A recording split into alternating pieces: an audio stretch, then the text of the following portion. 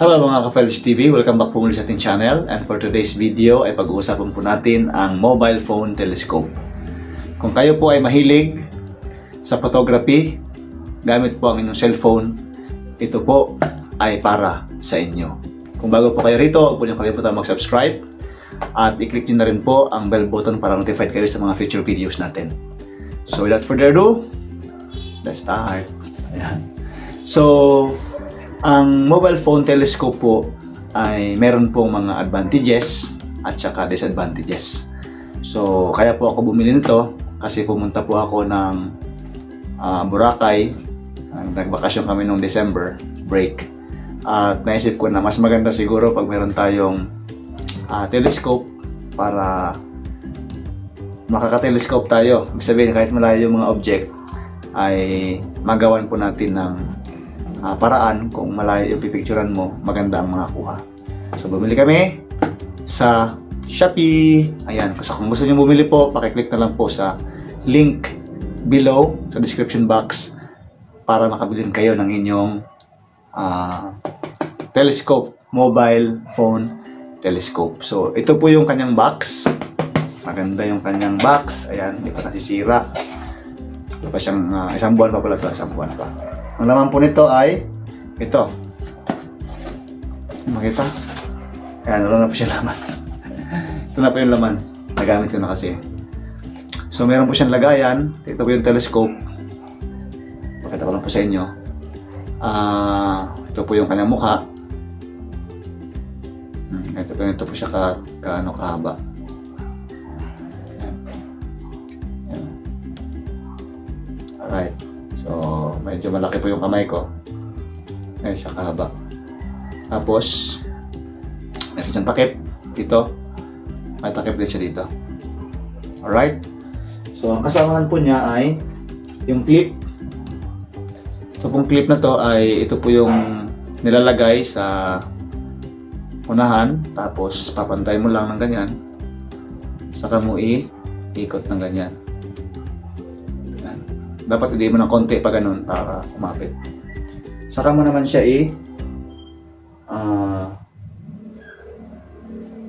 ilalagay sa cellphone. So, ito po yung cellphone niya. Sample cellphone. Ayan. Lobat lang tayo.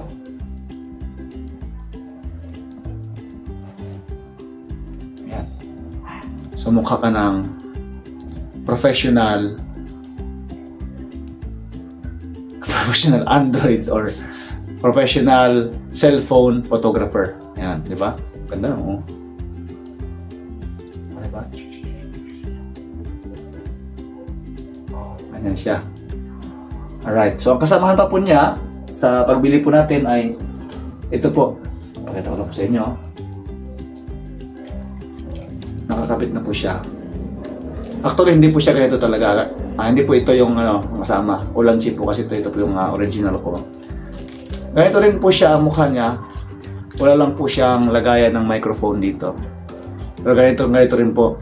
At saka itong hawakan. Yan. So, ang hawakan na ito ay na-adjust. Pag depende po sa gamit. Pero ang pinaka default niya ay ganyan. Para kung mag-picture ka, pwede rin pa ganyan. Pwede sa'yo. Ganyan. Depende po sa gusto ninyo. So, ang mukha po niya ay ganito na po ang mukha niya. Kakabit natin to. Ha! Napakalupit, di ba? Isipin mo naman, no? Thumbnail muna tayo. Thumbnail, paano ba thumbnail ito?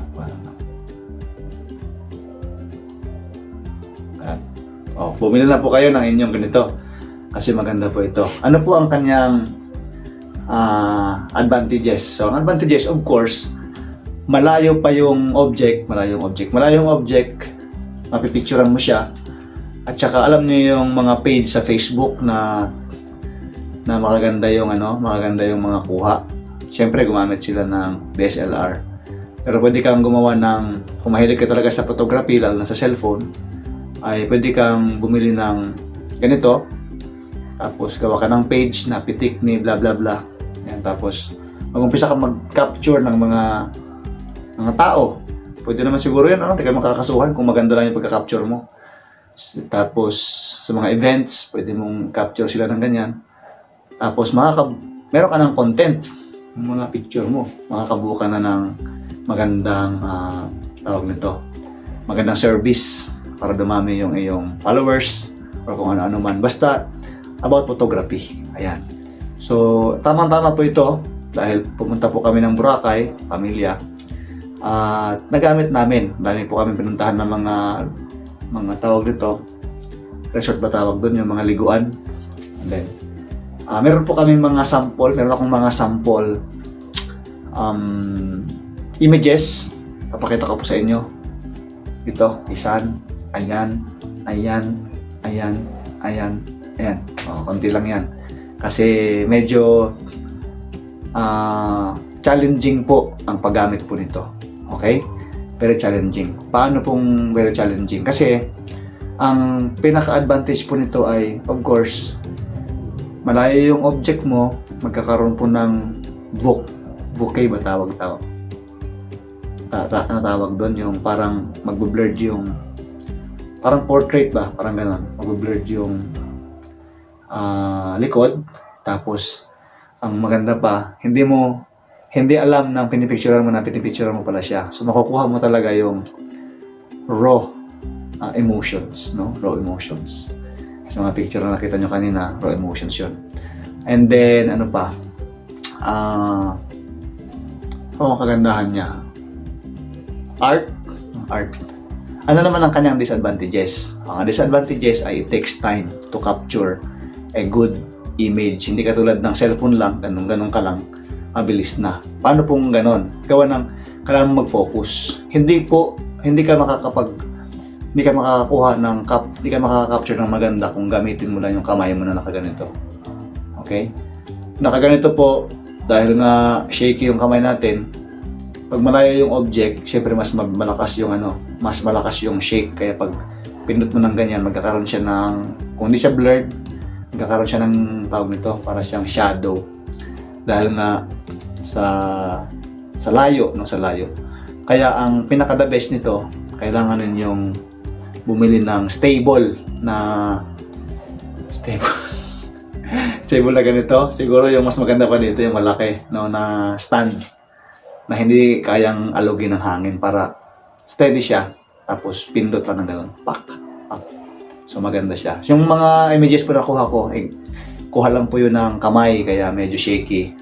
Kung meron pong may conclusion, kung meron pong magandang tukod, ang tawag doon, yung tripod, yun mas maganda yun. Para, syempre, mas maigi. Kaya lang dapat yung tripod mo, merong yung yung paglagay mo, dapat may nakatayo, ganyan. Kasi dapat nakatayo. Pwede naman nakaganon, pero madalas kasi nakatayo yung tao, di ba? Ganyan. Another disadvantages, mga kaibigan, mga kapatid, ay kailangan mong isukat yung ito na lang siguro yung pinakamalaking disadvantages. Isukat mo yung ito. Pumili kami ng ganito. Ito kasi cellphone ko, di ba? Cellphone ko ay Oppo Reno 4. So, sad to say po ay hindi po siya kumasya. Okay?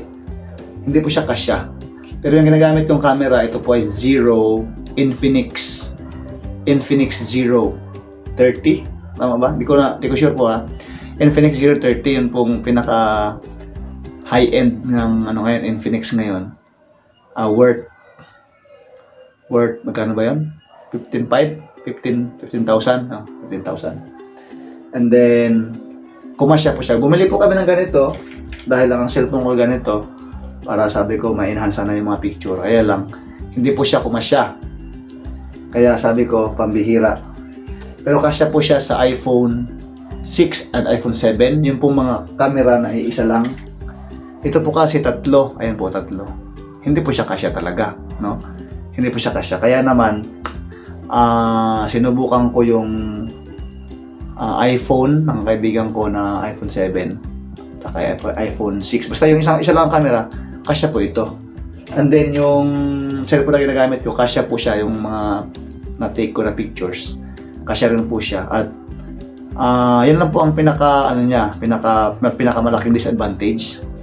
At siguro ay bago kayo, kung gusto ninyong bumili ng ganito, siguraduhin ninyo na ang camera ninyo ay hiwalay yung ganito. Yung hiwalay po. Kasi ito kasi magkakalugtong kaya pag ikakabit mo doon sa nasasala. Pero yung ko, saktong-sakto siya talaga, maganda. Okay, so yun lang po yung aking experience dito. All in all, sa kanyang presyo na almost 500 pesos, pwede na. Pwede na siya sa beginners, no? Beginners. Pwede na siya na makaka-create ka na ng inyong magandang tawag nito, start ng iyong photography journey. So, kung kayo po ay gustong bumili, click lang po ang description box below at makakabili po kayo nito. So, salamat po sa inyong panonood. God bless. See you again.